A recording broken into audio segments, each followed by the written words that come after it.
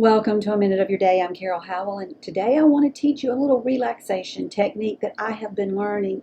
I mentioned to you in the previous episode that I'm dealing with some anxiety, and I'm very open about this. It is something that is affecting my life, and I realized I needed help. Last Friday, I had a session with my therapist. And if you don't have a therapist, find yourself one. I meet with this wonderful man, I don't know, once a month or so, and we do it by Zoom. I sit in the living room, and I'm nice and comfortable. But I told him I'm dealing with anxiety. It's affecting my life. It's making me jacked up. It's making me less pleasant. And he said, Carol, you're a type A personality. You feel like everything has to be done now.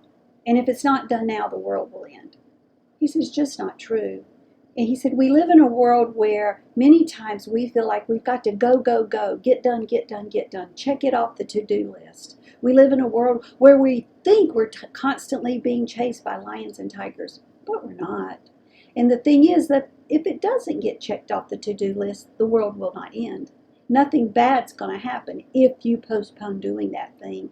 And instead, give yourself some time to relax. I'm not telling you to be lazy, not get things done. You've got to take care of your loved one with dementia. I get it. And they're making constant demands on you. But no matter what, you need to take some time to relax. He said, this is what I want you to do. I want you to take 30 seconds, just 30 seconds, 6, 7, 8, 9, 10 times a day, whatever you can work out, and sit down and relax and do nothing. Well, I thought if 30 seconds was good, a minute would be better because, well, that's who I am.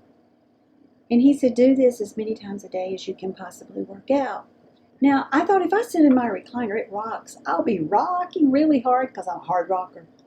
So instead, I sit on the sofa, I put on some soothing music, and I just breathe. I've actually got music that plays for 1 minute, and when it stops, I get up and go about what I'm supposed to do. Now he said, Carol, if the phone rings or the doorbell rings or your tea kettle goes off, which P.S., my tea kettle pretty much sounds like a nuclear alarm. It's the weirdest sound. If the dog barks, or in your case, if your loved one calls out and they need something, it can all wait for 30 seconds or a minute. It can. It's not lions and tigers and bears that are chasing us. It's just what we think is so important. Relax. Give yourself that time. Your brain relaxes, and you are more able and capable of going on with what you do need to do because you took that time for yourself. Not once, not twice a day, but as many times a day as you can. Now, here's one thing we've been doing.